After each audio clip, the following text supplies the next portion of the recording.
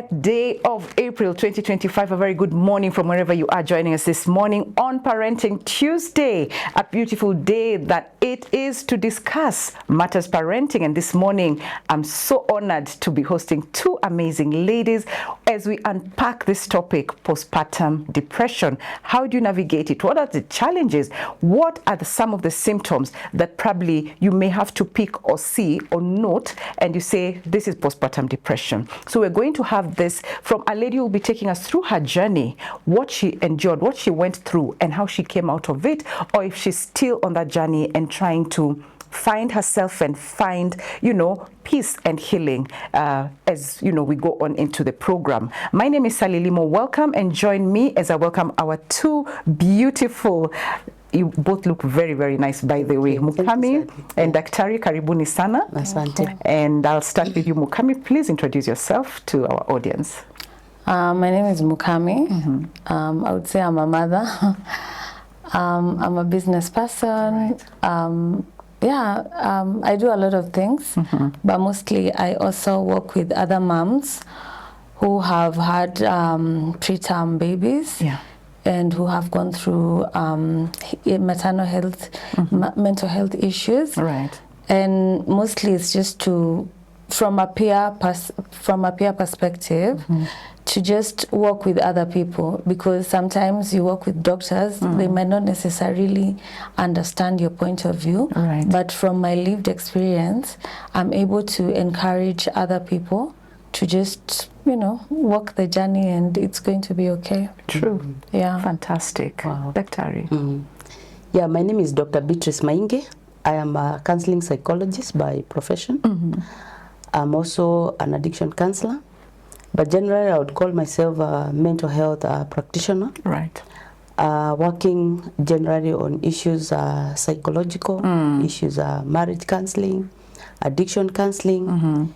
And I also sit in the board of mental health, just ensuring that there is access and affordability of mental health services, and also stigma reduction in the country. So that's what I do. I'm a mental health practitioner. Wow, I love it for both of you, and even for our audience, that both of you are in that space of mental health. Yes. But, more like advocacy for both of you, isn't it? Yeah. And probably, Daktari, you may just start us off by, for our viewers who may not know or understand what postpartum depression is, what really is postpartum depression and how does it differ from baby blues? Okay. So thank you, Sally. Depression, generally, if I could start from there, right, is a mood disorder, a mental health illness that is characterized by hopelessness, sadness, loss of interest. That is general depression. But when it comes to postpartum depression, this is the kind of depression that happens after childbirth. Right. And it is characterized by the same symptoms, loss of interest, sadness, hopelessness, that lasts for more than 2 weeks. So after a mother has given birth, then there's sadness, they lose interest in themselves and in the baby. So that's why it's called post, because it comes after childbirth. Yes. Okay. Mukami, maybe for you, when you started introducing yourself, you said you're a mom. Just probably start us off by, your journey as a mommy, the moment you discover that you're pregnant with your babies. How was it like for you? I think, of course, it was good news. Everyone who wants a family, that is good news. And I think because of my prior health issues with, I'm also living with endometriosis. So I struggled a bit to conceive. Right. And I had to go through fertility treatment. So of course it was a much bigger roller coaster and traumatic space, because this is like you're having to push your body to do something that it should do automatically. So it was a bit stressful.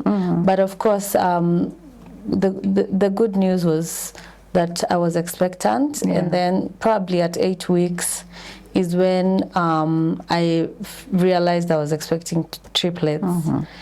And then by then, of course, my symptoms were a bit severe in terms of the what is it called, the morning sickness. Mine was all day sickness. It was a lot of vomiting, a lot of, you know, dehydration. It was difficult. Let me say it was a difficult pregnancy. Of course, I experienced some complications around 4 weeks, so I was put on a lot of medication. Okay. I think this is another conversation, but with fertility treatments and all that, it's very traumatic to the body. It causes a lot of strain to your emotions, to your body and everything. So it wasn't an easy pregnancy, but all in all, it was a joy. So because of everything I had been through, the body and all that, I wasn't able to carry the babies to term. Yeah, so I delivered at 28 weeks. Okay. Yeah. All right. Yeah. Dr. because we're talking about matters postpartum depression. Yes. What are some of those psychological factors that maybe, you know, contribute to postpartum depression, especially for a lady like Mukami, who, one, the body has been really agitated by the, you know, the treatment, like you're saying, and other issues. So what are those factors that contribute to the postpartum depression that she went through? Okay, thank you, Sally. Actually, what she has described, you know, the pain, the discomfort, all that, the experience of pregnancy. Those are some of the reasons that would cause the postpartum depression. Right. You know, the difficulties in pregnancy. Also, if someone has had, you know, underlying mental health issues like depression, so this one now comes to trigger or to worsen the situation. Other reasons would include maybe if there was lack of support, because you know, pregnancy is a difficult journey, and childbirth is a major life-changing experience. So if one is lacking enough support, then it becomes too overwhelming for the mother. Also, if the pregnancy itself was difficult, like what she has described, you know, the pain, the discomfort, you know, like when she describes about she actually said that what we call the morning sickness, for her, she said it was an all-day sickness. So you would expect, unless there is an intervention and very good support, then that mother is likely to experience the postpartum depression. Sometimes it also runs in the family. If there is a history of depression in the family, then this may trigger, the childbirth may trigger depression. Also, the issues of the biological changes, the hormonal imbalances. It's a whole roller coaster of experiences that if there is no cushioning of this mother, then it may escalate into what we are calling the postpartum depression. Okay. Yes. Wow. So Mukami, your story, you had, it was a multiple birth, right, of 3 babies. Yeah. And something unfortunate happened, you know, a heartbreaking, traumatic story. How did you navigate the loss of your 2 babies, and how then were you able to take care of the surviving one? Yeah, so after I delivered the 3 babies, there were 2 boys and 1 girl. The one girl passed on the second day. Okay. And the other boy passed on after 3 months. So I honestly say in between that period, because it was more of, one son is a bit unwell, very unwell. The other son is doing well. So it's a bit of a mixed emotion, because they were in the same NICU, the neonatal ICU, and you could see this one is doing okay, this one is unwell, this one is doing okay, this one is unwell. And at around 4 weeks, they both got pneumonia, and of course they were back in the machines and all that. It was, honestly, I would say it was very, for my first babies, I don't even think, even if it was your 10th baby, like it would still be scary, like especially seeing them the first time. I went and found these tiny little things put in paper bags and in cotton wool, and they're on the resuscitator beds. honestly, I had never seen anything like that. I had seen incubators, but I had never seen like a baby in a resuscitator bed covered with cotton and paper bags and all that. And I remember even when I first saw them, I was like, these are not my babies. Like, I'm African. These are like white babies, you know. So I was like, okay, during the treatments, did something happen that I ended up with white babies? Because they were really like white and, you know, not very pretty looking. And so it was, I don't know, I was on autopilot, to be honest, because for those 3 months, I was in hospital every day. Like it was like I would leave home, go to the hospital, spend the whole day with the children, then go back home like it was a job, only that it was in hospital, and the only thing I was doing was expressing milk for the children, because that was the only thing I could give them, like expressed milk, and just stay there. At least when they became older, we started doing kangaroo. But I honestly say I was on autopilot. Like I was just focused on just, you know, I need milk. That is the only thing I need to do. And of course, during that time, I had moments when I had intrusive thoughts. There are days I felt like I would crash my car on the Thika Road wall and just, you know, end it. And there were days that it was so heavy. There were days, I remember a couple of times, I left Nairobi Hospital at night and drove all the way to Ruiru with no headlights. Like, I don't know, it would happen. Like, that is the kind of autopilot I was in. That sometimes I would, you know, I would just do things without realizing what I'm doing. I cannot explain specific days what happened, because I was always like, you know, I was just surviving for the moment. But I think everything, funny enough, we used to spend a lot of time in the breastfeeding room, and there we just created a community of mothers just comforting each other, talking to each other. We were sharing, because some were there even 4 months. So it was, I don't know, for some reason, it was just nothing I would wish for anyone. Okay. Yeah. Daktari, your thoughts on that, and also how then does a mother like this one, who's going through loss and at the same time postpartum depression, how does she deal with both of these simultaneously without losing their mind, really? Yeah. So what she has described is actually a very traumatic experience of loss, postpartum, like you're putting it. Yeah. And so there would be need for a lot of psychological support, because when she talks about driving without headlights, that sounds like a suicidal experience, because it's like, I hope something bad happens. Right. You know, it may be unconscious, but when you look at it from a detached point of view, that's exactly how it sounds. And I hope that's how it feels now that we talk about it now. And so this mother would need support to actually go through loss and grief, because there would be incidents when she'll be very angry with what has happened. You know, there's anger, you know, there's denial. Right. It starts with denial. Yeah. Which says that these are not my children. These are not my children. Yeah. That's denial. You know, or it's not happening to me. You know, it's like you're in a daze. It's like, no, it's not me. It's like you're watching a movie. So that's the denial. And sometimes it happens because, you know, the body has to give itself time to actually, you know, understand exactly what is happening. Right. So it's like you get detached for a moment. Denial. And then there is anger. Why me? You know, you are angry at yourself. You feel like there is something you needed to do that you have not done.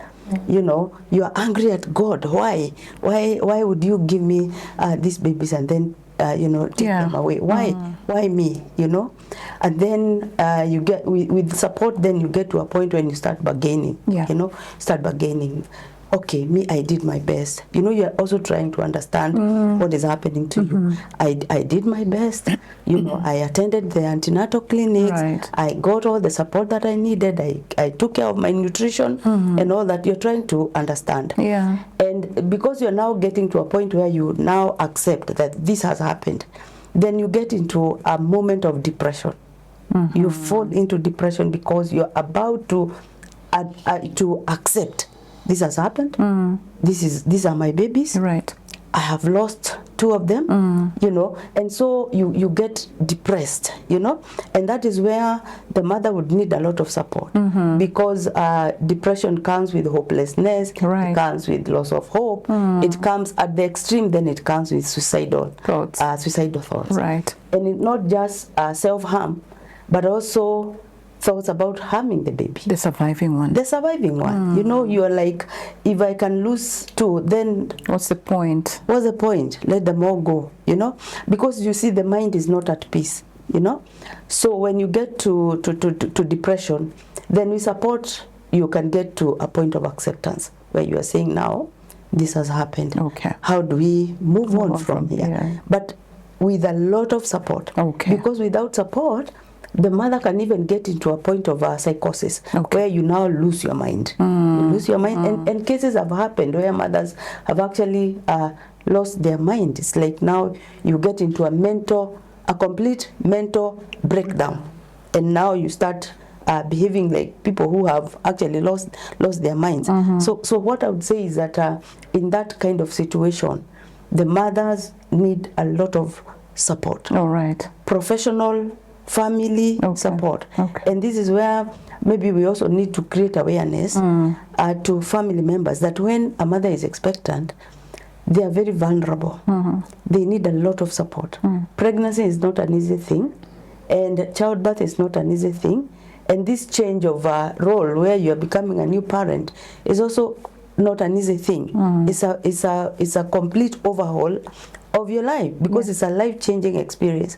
You lose control of your time. You lose control of everything. You cannot just sleep when you want. You can't go where you want to go. You lose control. So the kind of journey that she has described is one that would need a lot of psychological support, and that's why midwives in hospitals have been trained on detecting some of these symptoms and giving the psychological support that is necessary, so that the situation does not escalate into suicide or even psychosis.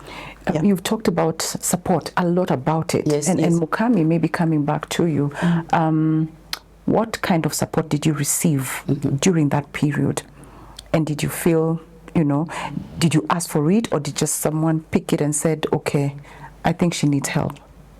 I got a lot of support. I got a lot of support from my husband, from my family, from my friends, from the hospital nurses and the doctors. I honestly would not complain about support. The only thing is that sometimes the kind of support offered may not be what you need, and you also don't know what you need, so the other people also don't know what you need. You understand? So in terms of feeling alone, like I had a whole tribe: my mom, my sister, my aunties, my cousins, my friends. Like I had friends bring me tea, porridge, and all those things every morning. I had them buy me expressing machines like the breast pumps. I had some of them bring me flowers on Valentine's Day, spend time with me. Like honestly, I wouldn't complain about support. It's just that also the longer you stay in hospital, it's just life that people also eventually move on, and then especially when you go home, everything is fine. Because I would say when I was in hospital, I wouldn't say I was depressed. I was low, I was grieving and everything, but I feel like my really depression season came after I went back home, because now you have the baby, everything is fine, you're at home. Then that's when now you're alone, you start thinking, and then it comes in. but still, even at home, I had my family and everyone was there to support me. It's just that sometimes you don't also know. So for me, it wasn't instant, like it happened over time. Okay. So that was 2017. So of course I was low, and the baby was a bit protected. So apart from family and really close friends, a lot of people, I didn't allow a lot of people to come because of the immunity of the baby and stuff. So by the time I was realizing I was in isolation and I had cut off people, it was around 2018, 2019. Wow. That is when now it actually hit me, you know, like that's the point where I wasn't showering, I wasn't myself, I couldn't go to work, basically I wasn't doing anything. Okay. And for that, it came way later. Yeah, that is when now even my auntie and some of my friends are like, I think we should see someone. Okay. Because I had tried to see counselors, and unfortunately, you find some of the things they tell you is not really helpful. I remember even telling someone, don't tell me my baby is in a better place, because what is the better place apart from being with the mother? With the mother, you know. I tried using the Bible to comfort myself, but it was very confusing because I remember, is it a psalm? I'm not very good with but it says, with his blessing he brings no sorrow. Yeah. But then I'm like I wanted one child, you gave me 3, then you took 2. Like you took me back to the point I wanted, but you had to take me to this long process. So I was angry at so many things. I was angry at God. I was angry. So and then you see when now people come in and they tell you all these things, God has a better, you're like, which plan? You know, sometimes you don't understand, and it's not very comforting when people tell you, oh, you're young, you can still have more. Yeah. At least you didn't know them. Of course I knew them. They were inside me. So I knew them. Right. So it's I feel that's where there's a very big gap of the grief counseling. I didn't feel it. Okay. I didn't feel it. I'm yet to find someone who is really good, who is not a fellow mother. And that is why for me I find it easy to work with fellow moms, as opposed to telling you to go to a counselor. People who've had the same experience as you. It's easier. Right. And it took a long time for me to actually open up. And I realized when I open up, it helps someone. So it's not about telling someone it's going to be okay. It's just about telling them, in this space right now, whatever you're feeling is valid. It's valid. Yeah. Wow. And you know, you've talked about the interventions that were used at Tari, and I think we're going to come back with that after the break, because what kind of interventions then should be used on someone who's gone through such a traumatic experience and they feel like, you know, hata sijapata usaidizi. But we're going to talk about that after the break, and then with that, then we come back into the conversation. Remember, talk to us on 20316, our SMS line 0786 316 316 WhatsApp line, and just give us your questions, comments, and even compliments to my beautiful guests. See you in a bit. We are living in a lost and broken world, constantly bombarded by messages of hate and atrocities. But with God, we can overcome. Find hope and restoration on the go through life-changing shows on the Family Media app. And then you will lose yourself and gain the world. And Jesus said, what good is it? Get to stream Family TV and Family Radio 316 straight from your phone. Catch up on a show you missed, or create video streaming playlists by saving and watching videos from our huge variety of shows at your own convenience. Download the Family Media app, available for all Android and iOS users on the Google Play Store and Apple Store, respectively. Family Media, keeping Jesus on the airwaves. Yeah, welcome back. Karibuni sana. And remember to talk to us on 20316 in our SMS line. WhatsApp us on 0786 316 316 and join us in this insightful conversation. not easy to talk about, but by God's grace, Mukami has had the strength to be here and take us through her journey, how she's navigated it. Probably not yet healed, but, you know, a step and a day at a time. Welcome back, ladies, to the conversation. Daktari, Mukami was talking to us just before the break about how she didn't feel the impact of going through therapy. Yes. For her, it didn't work. Yeah. What are these interventions probably that are supposed to be used, maybe they're not used on her, going through such a traumatic experience? Okay, thank you. So when it comes to grief, loss and grief counseling, sometimes even the first response would be just to listen to the person who has gone through the loss, without giving your own perspective. Just respond to what they're saying. Because like what she has just described about people saying, oh, the person is with God, they're in a better place. You see, and she responded very well and said, which better place than being with me? So the first thing is just be there for the person, so that just supporting them at home and ensuring that things are going okay. That's the support that they require, without giving your views, without giving your perspective, like saying, oh, it is well, you will get another baby. That's what we call disenfranchised grief, because it's like you're saying, it doesn't matter, quote unquote, you're still young, you'll get another baby. But you see, that would be another baby, not the one that you have lost. So sometimes it's good to empathize and just put yourself in the shoes of this person, and just let them tell their story, and then you can respond. But when it comes to professional help, there's a therapeutic approach that we call cognitive behavioral therapy.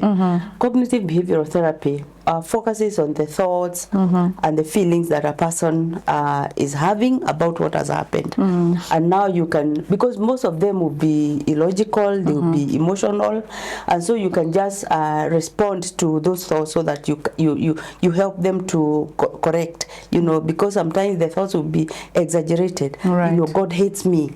I mean, I don't have friends. How can I? Why me? You see? And as you listen to them express those thoughts, then you can maybe respond to that. So there is that cognitive behavioral therapy. There are also other approaches depending on the therapist that one is working with. But the idea is to help this person navigate that journey from anger, and also validating the emotions that this person is going through. If they're angry with God, if they're angry with themselves, you don't tell them you should not be angry with God, because psychologically it is okay at that point to be angry, and you expect them to be angry with everyone, and it is okay even to feel that way. The only bad thing would be if they get stuck on one level of the journey. So the anger, you know, the guilt, sometimes they feel guilty, maybe because there was a medication I was supposed to take, but I didn't take. So they will be expressing all those emotions, and the therapist would be responding to them. Then there's also the self-care, making the person aware that they need to also take care of themselves. Issues about getting, you know, enough sleep when they can, because sometimes sleeplessness is also another response to you know, another symptom of postpartum.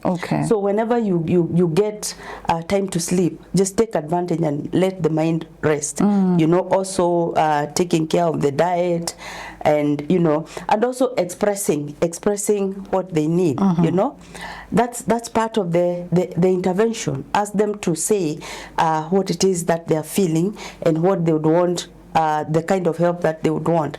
We talk about using the I messages. You know, I feel, I need, I want.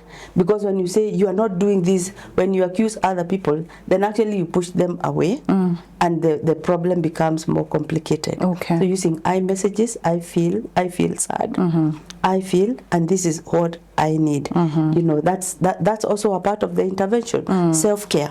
You know, communicate your needs. Then if the problem is not resolving well, then there is also the option of medication, because we are talking about depression. Yes. So there would be need maybe for the person to have some antidepressants, but these ones have to be prescribed by a doctor. Okay. It's not just deciding that I'll take, antidepressants. All right. So there will be the therapy, there will be the self-care, there will be the medications, and then also social support. Like what she mentioned about joining other mothers, maybe who have gone through the same experience, and just sharing their journeys, their success stories, and how they are managing the situation. Okay. Sometimes the best person to give support is someone who has a lived experience. Yeah. Just like what Mukami was saying. Yes. And Mukami, with that, maybe I may just, there's a question I had asked prior.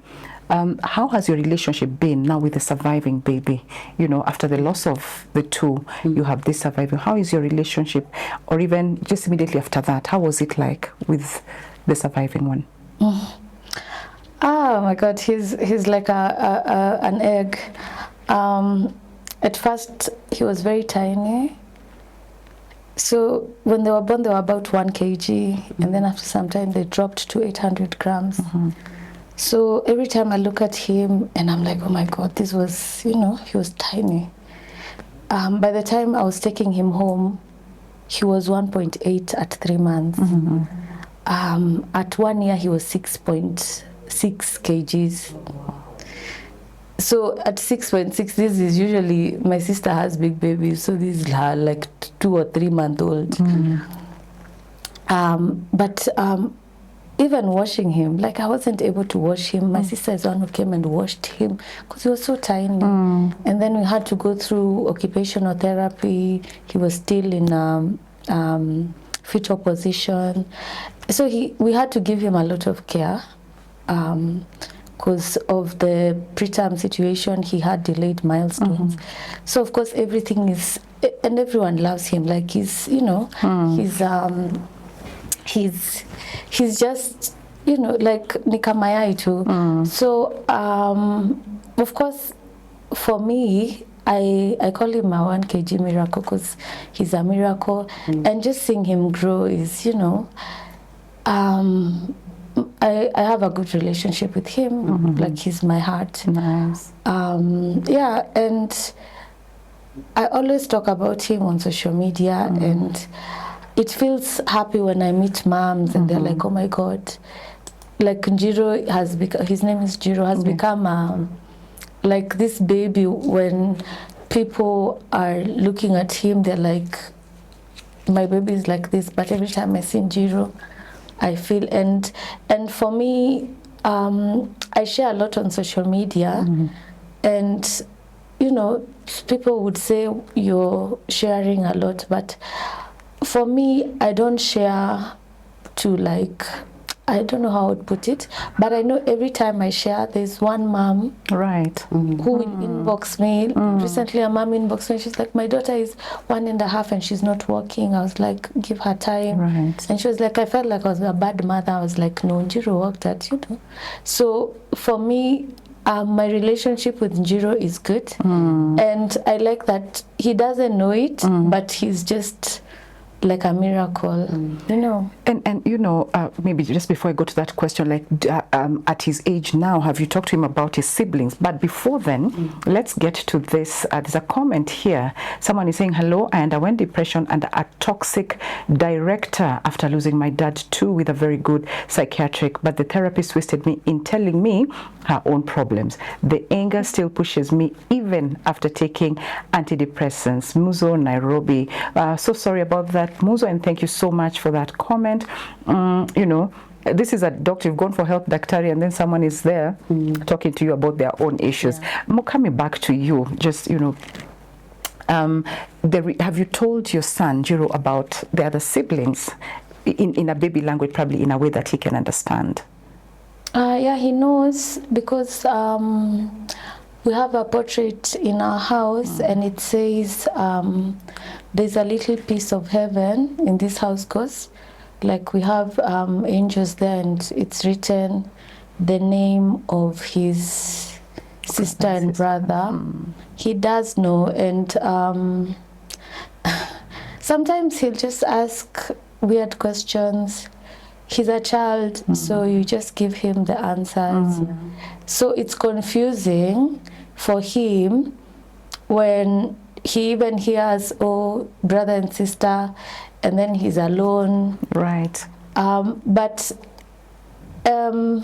I don't know. It's a tricky question because sometimes he'll ask me, if we get an accident and we die, can we go and see my brother and sister?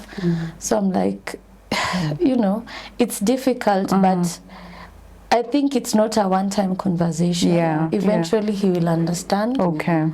But I don't know. I think God gives grace to everyone in their different capacities. So he does ask, and I just tell him, yeah. Okay. Yeah. And I love that you're still holding on to God, even at that point. That I know there are times like Dr. was saying, there's anger, there's what, but at the end of the day, then we go back to the same God, probably, you know, for whatever reason, comfort, and just to try and find our peace. Dr. Mukami had talked about, at some point, people, she didn't even know how to express, she didn't know how to communicate her needs. Nobody understood her. Yeah. What are some of the ways that probably a grieving mom or someone going through postpartum depression can communicate? Is it even possible to communicate effectively that this is what I'm going through? Or how can the family then, or the partner, pick and say, you know, this is how I should handle this person? Okay, thank you. Like, it is correct to say that sometimes a person may not know what they need. Right. But the close family members, even if the person is not speaking about their issues, anyone who knows the person very well will be able to see that something is not okay. Yeah. She mentioned about not taking a shower. Yeah. And so the husband and those who are close to her will be able to see that. You know, she's not showering. Yeah. She's not sleeping well. She's not eating well. And so those are some of the things that a person will see, you know, a change in the person that they have known very well. And so they'll be able to support the person. Yeah. You know, sometimes even by asking a direct question, how are you feeling? Right. How is it? I mean, tell me what you're feeling right now, you know, so that you can also, you know, draw some of that information from them, because they may not know how to communicate. Bring it out. But like I said, they will still be talking loudly but non-verbally. You know, you can see they are not. You can observe that this is a person who has been very clean, you know, hygienic and outgoing and happy, but suddenly they're not talking. Yeah. Suddenly they're isolated. They're not going to Suddenly work. they are not going to work. Suddenly they are not showering. Can you imagine this beautiful girl not showering? You know, anyone who is close to her will be able to tell something is not okay. Okay. Okay. Okay. And then you would ask a direct question: how are you feeling right now? So that now you respond to what they are going to say, and not assuming that you know what they are feeling, unless they tell you what they are feeling. So you don't make assumptions. You don't make assumptions. And also, you know, like now she had her loss. She went through her grief. Yes. You know, there are people who, I don't know if it happened to you, Mukami, that they just care about the children but they don't ask her, like you said, how are you as a person? Yeah. Did that happen to you? Like, people are just concerned about, oh, the loss of the kids, blah, blah, blah, but not you as the mommy. Yeah, of course, the primary focus is on the child. Especially like the first 3 months. Yeah. Obviously, it was on the children. Like, we need to... I don't remember. I actually lost a lot of weight that time because it was more focused. I need milk for the children because that's the only thing I could give them. At that point, you even depend. I always say the NICU nurses are the first mothers to your children because they'll spend 24 hours with them. Right. You'll just see them for a couple of... So you're focused there. And I remember... for me, I always tell God thank you because I was in a private hospital. So at least I could have, the nurses are there 24/7. So they could even tell me, you look tired, we have enough milk. Tomorrow, come don't come in the morning, come at lunchtime. Like, because because they also see you're tired, because it's exhausting, you know. It is. But for me, I always think of moms like in Kenyatta Hospital who don't have anyone because there's shortage of nurses and doctors and all. Like they have to climb upstairs with the CS wound and go feed the baby themselves, and you know, every 3 hours. So you find that even then their focus is on the baby, not on the mother. It's I would honestly say it's very few people who get support like as a mother, because it's common sense. The baby is in the incubator. Let's focus on the baby, then we'll focus on you later. Which makes sense, because honestly, even you're thinking the baby needs what the baby needs is what they should get. Right. But eventually we need to be concerned about everyone, even the father. I was getting there, even the father. Because you can't have maternal health without the dad. So the dad is part of maternal health, in the sense that they're the first person who this mother is going to deal with. They're sleeping in the same bed. So he's the one who will be able to tell those things. You haven't showered.